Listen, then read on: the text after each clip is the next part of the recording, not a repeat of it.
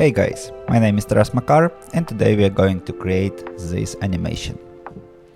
We are going to create it using scene nodes, so it's a node system inside Cinema 4D and it was presented relatively not that long time ago, maybe like 2 years or something like that. So in order to create it, you would definitely need one of the latest versions of Cinema 4D. Personally, I use Cinema 4D 2025. And I guess you could do it with 2024 or something like that. So let's get started. In order to get started, we need to create an object in which we are going to create nodes. So press Shift C and type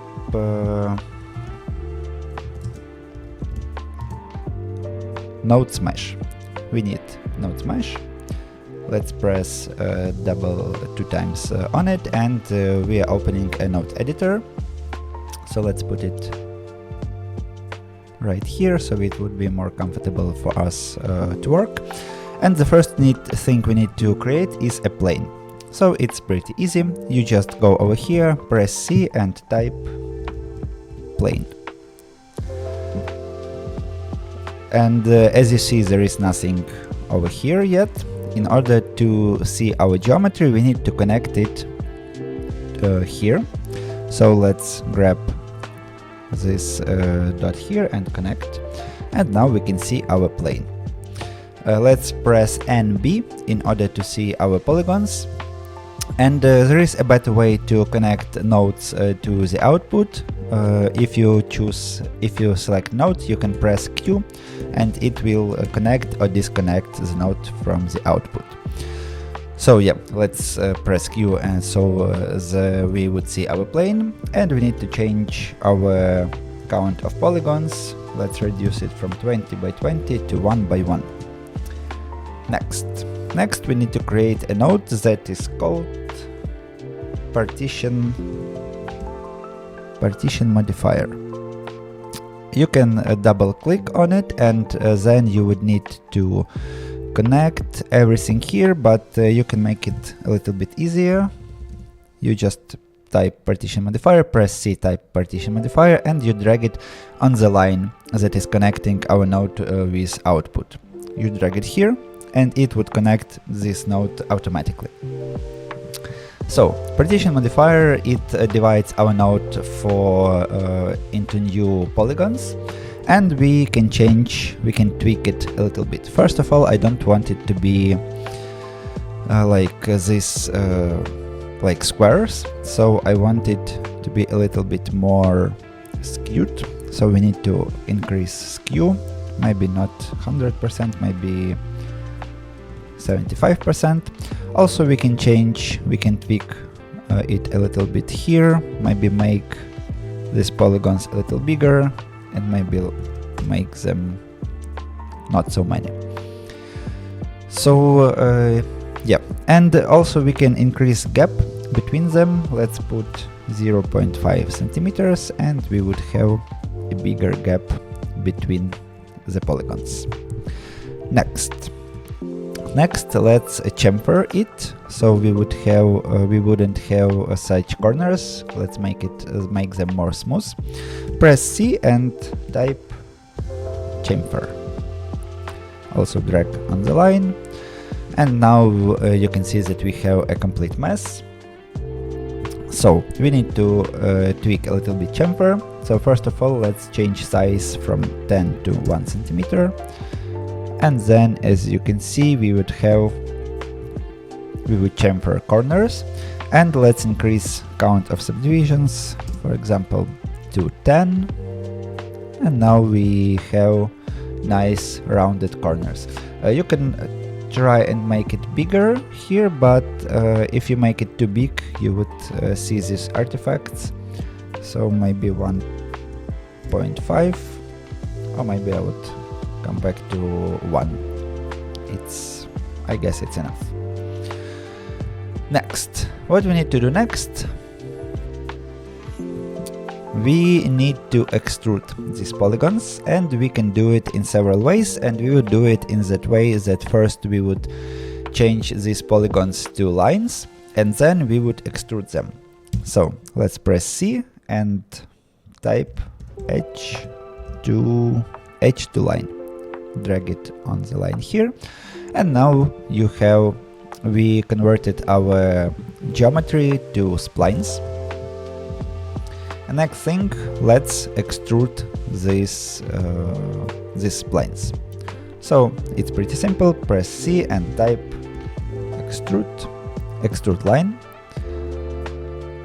And extrude line works pretty much the same as normal extrude. It just extrudes our mesh. So here you can see direction. So it's X direction by X, Y, and Z. And Z direction we need to put this to 0, because now it's 1, so our spline, it extrudes in Z direction. So when we put it at 0, and let's put 1 over here because we needed to extrude vertically, and now we have an extrude that extrudes our spline correctly. So here you can change the amount of extrude, you can make it higher or lower, but we will come back to this part a little bit later. So one thing you can do, as you can see now we have like this one big spline over here, and we have small splines over here. You could resample a spline, so in order to do it you need a node that is called resample. So press C, type resample spline, and you can put it over here. And this node, it just resamples spline. So now, as you can see, we lost that nice corners that we had. So maybe we could make count a little bit bigger, like 250, or maybe even 300. And now it's back. Yeah, now we again have this nice geometry, and we have even polygons all over our figure.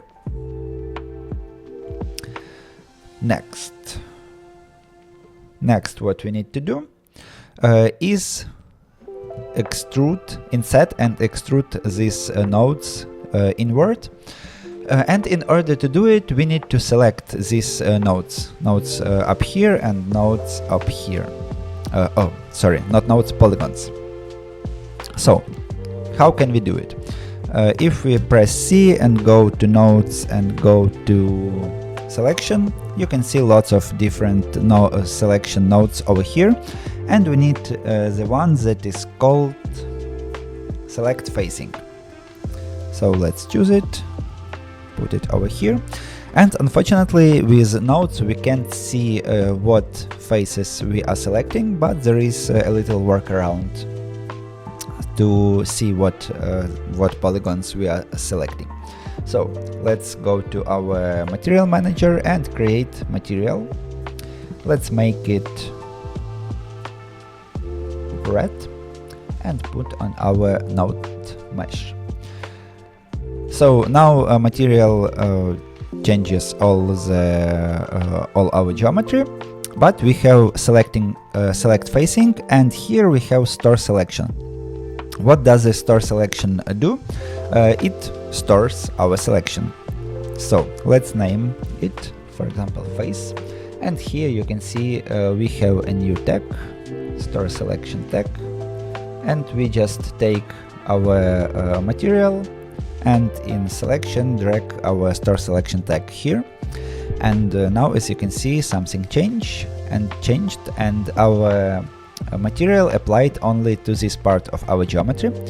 That's because if we go to select facing node, you can see here axis is put X plus, so it means that it selects all the polygons that faces X axis. Yes. So we need to change it. We need to change it to +Y, for example. And here we will select only polygons that are facing Y-axis. And we also need to select these polygons. In order to do it, there is a very useful button that is called End Opposite. you press this and it would select the polygons that are plus y and minus y. So we selected our polygons, and now what we need to do, we need to inset them. So let's create node that is called inset. Drag it over here, and here you can see that we inserted our polygons. So for example, if I here delete my resample node, it wouldn't change the shape of our polygon, but you can see that the geometry here looks a little bit weird. So that's why I decided to resample it in order to so that polygons would 100% behave like correctly. So here in inset node you can change the amount of inset. For example, I would put 35. 35 I guess is okay, and you can also add a little bit of variation. So let's put 50% of variation, and I guess it looks pretty okay. Now, what we need to do now, we need to extrude these polygons inside. We wouldn't have the width of our geometry. So what we need to do, we need to extrude these polygons inside and then delete them. So let's create another extrude, and now we would use extrude, and as you can see it extrudes only these polygons, which we basically need, but it extrudes them in this way, and we need to extrude them inwards. So of course we can put here like minus, for example, let's put minus 50. In that way the polygons will meet in the center of our object. But if we go here and we would change 100, for example, to 20, you can see that we have a problem, because these polygons, they would stay here. They would extrude like too far away, and we wouldn't have the result we need. So what we need to do, we need to make a structure in that way that when we change something here, it changes here accordingly. So we need to make that this number would be twice as big as this number, and that this number would be negative to this one. So it's maybe a little bit confusing, but stay with me, and actually it's pretty easy. So we would take this number. How do we take it? We press Ctrl and press this circle over here, and now we see that offset is here in our node. Let's grab it, drag anywhere, and add new input. It created an input, and we could drag it over here, so it would convert to a node. And now here we have a number that is controlling this offset in our extrude line node. Now let's divide it by 2. How we can do it? It's pretty simple. We press C and type divide and choose divide node. So it's pretty simple. You just connect these two nodes, and here in input 2 you type 2, and now let's connect it. Okay, we need to show this offset in our node as well. Press Ctrl, hold Ctrl and press this circle, and now if we connect, you can see that this extrude became a little smaller, because now, for example, here we have, let's type 50, then we divided this 50 by 2, and here in the end we would have extrude 25. But we need to change this 25 to minus 25, so let's type C, press C and type negate. Negate, and that's pretty simple. This node just turns our 25 number to minus 25 number, and so now these polygons, they are in the center of our object. So let's type here 100, and they would stay the same. Always they would be in the center of our object, even if we put, for example, 5. You can see they are still there. So yeah, let's turn it back to 100. And yeah, the next thing we need to do, we need to delete these nodes, these polygons, and it's pretty easy to do. Press C and type split. Connect this node, and it deleted everything except our selected polygons. Yeah, so for some reason it was also connected to geometry. Just press on that line and it would disconnect. But split, it deletes everything except our polygons. But here we can check swap, and now we have everything except our selected polygons. So basically we have the geometry we wanted from the very beginning. Now we need to animate it. So in order to animate it, I need to separate all these pieces to a different geometry, and unfortunately I only started learning nodes not so long ago, and I am not like super professional with it. So I'm pretty sure it's not a correct way to do it, but it's the only way I know. So how do I separate all these pieces? So first I would copy my mesh. I would hide it if maybe I would need to change something, so that it would always be there. And this mesh I would type C, and now it is a normal geometry without nodes. So let's hide this node modifier. I go to polygons mode, and now I press UF in order to select my fill selection, and I just select one piece and then press UP in order to disconnect this part, and I do it with all other parts.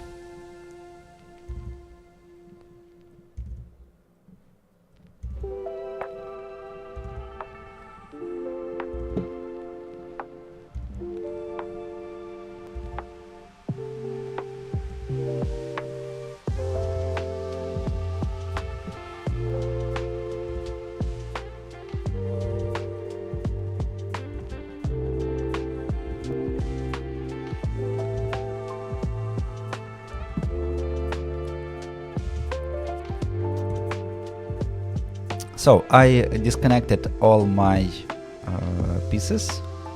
Okay, maybe not all.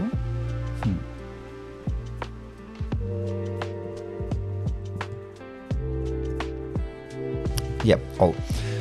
And I want to put, so now if you would see my center of my geometry, my pivot is in all pieces, it's in the same place. So let's choose all of these parts, type C, and we would type axis center. It's here docked in my layout. You would have like a separate window, and I press point center and press execute.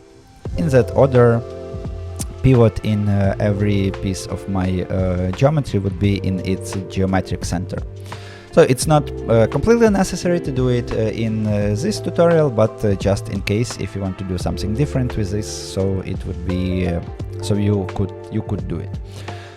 Now let's create fracture, and we will choose all these objects and make them child of a fracture. And now with this we can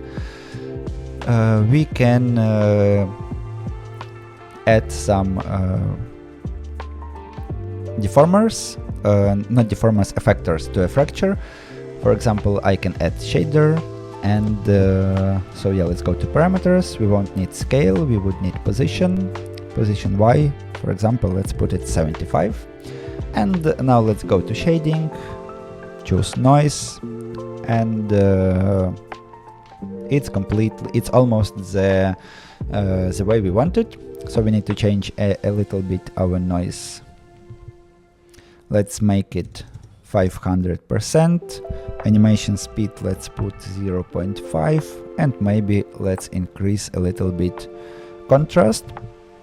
Also, I would do animation for 300 frames, so make it longer, change it over here. And loop period we can put, for example, 10. In that way we would have looped animation. If we press play now, nothing would play. So we need to go up to our shader effector and check time dependent over here. And now we can see our animation in real time. So that's almost everything with animation. The thing I want to do, I want to make here bevels on the sides of our geometry, and I also it now looks like straight up. I want it to be a little bit tilted. So the nice thing obviously is that we can use deformers with our fracture. So let's create shear deformer. I want to try if I could put it here and press fit to parent. And yeah, let's put them with fracture in one null object. Select them and press Alt G. Yeah, and now we can make it so it would tilt in one way. We don't need curvature. Let's reduce curvature, and here now it's working only inside this box. Let's put unlimited, and it would affect our fracture no matter where it would be. We could move it so it would be more in the center of our object, but anyway it would have like the same effect. And the next thing we need to do, we need to add bevels here on the sides. So let's select null, press shift and create bevel deformer.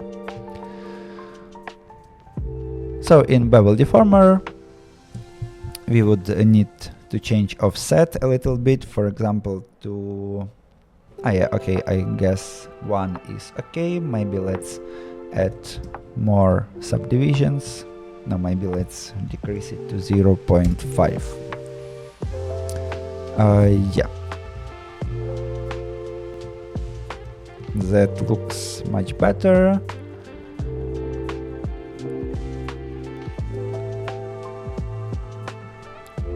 Maybe let's put 0.35. Yeah, that looks okay. Now let's go to our rendering and shading.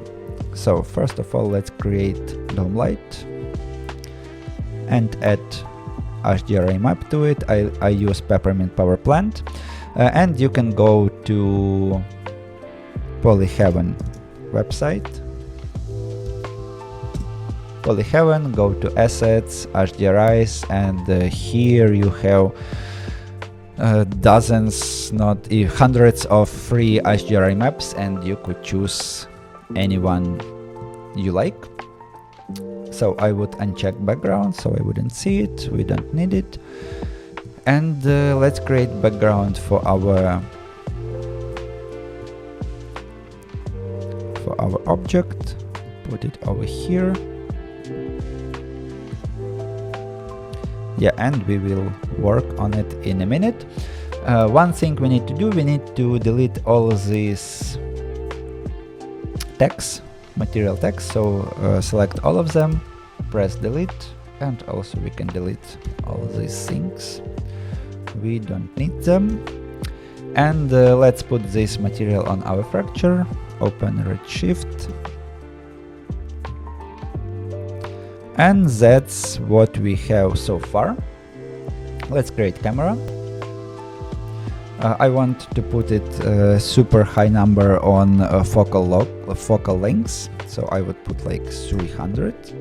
It would make it almost like isometric, and let's find some good angle to it, something like that. Let's see in motion. Yeah, that looks pretty good. And let's change a little bit here in our properties of our material. So first of all, let's decrease roughness to 0, we don't need it, and increase transmission to 1. And now you can see that we have material that is transparent and it's glass. And let's increase glass dispersion to, for example, 5. So yeah, now as you can see, we have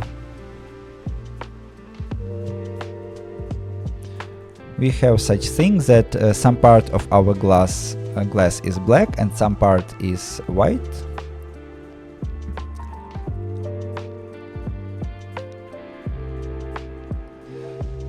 So I'm trying to understand why it is that, why it is so. Yeah, we can increase the exposure to 1. Maybe let's try rotate. No, that's not that. Yeah, so our glass, it just shows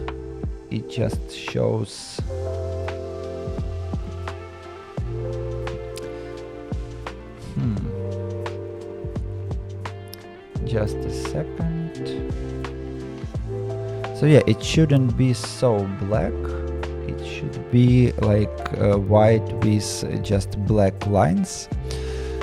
So yeah, let's try it that way. We would copy our background, put it below, and we would scale it so it would be much smaller. And yeah, now as you can see, it has like some black lines, but not too many, so it's not completely black. And we can make this plane smaller.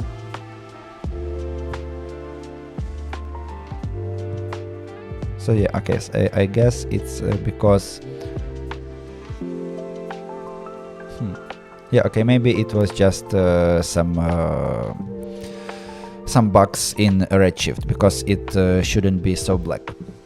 Anyway, but we would like some black lines over here. So let's take our background. Yeah, first of all, let's create material for it. Background, put it over here.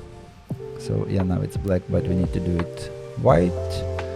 And yeah, let's take this background, name it background, and copy it. And this we would call black. Move it a little bit closer to our object and make it smaller. And create new material and put it on our black plane. And we would make it black. So yeah, but we would make it much smaller.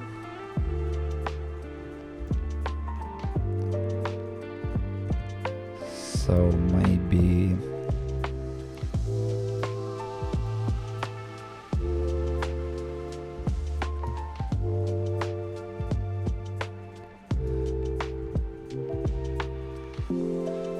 something like that. Our material behaves pretty strange. It should behave like in a little bit different way, and I'm trying to understand why.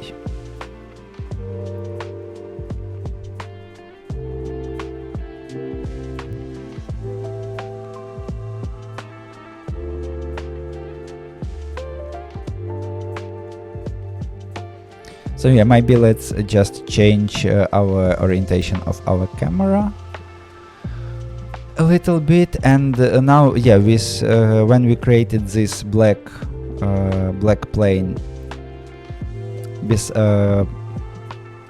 in the back, we added these black lines in our material. And let's make it a little bit more interesting, so it wouldn't be like only these black lines. And then I think if we rotate it, you can see that it rotates over here also. So let's create symmetry first of all here, and let's create we can actually copy this plane, delete symmetry, put it here, bring it a little closer, make it smaller, and bring and move it over here and make it white.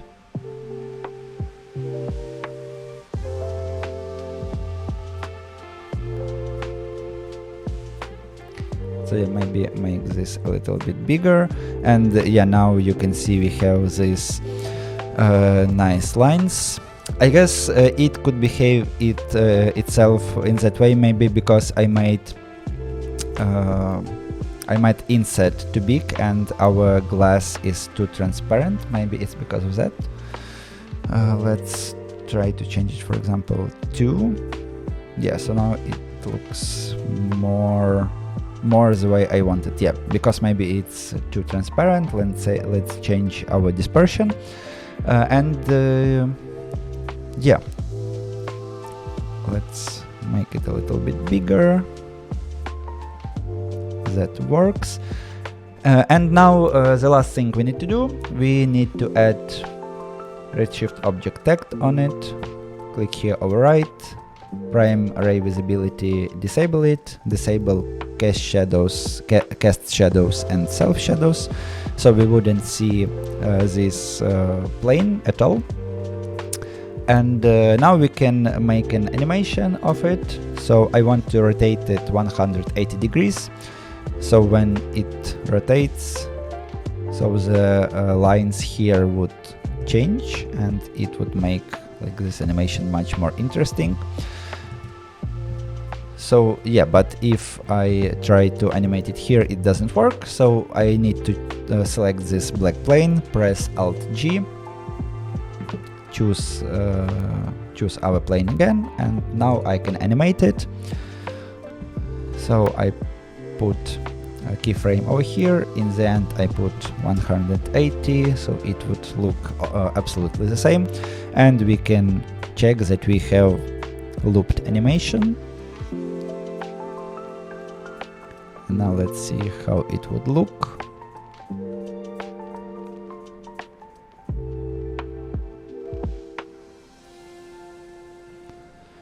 Yeah, as you can see, it has these super nice gradients because of our plane is rotating, and yeah, it looks pretty cool.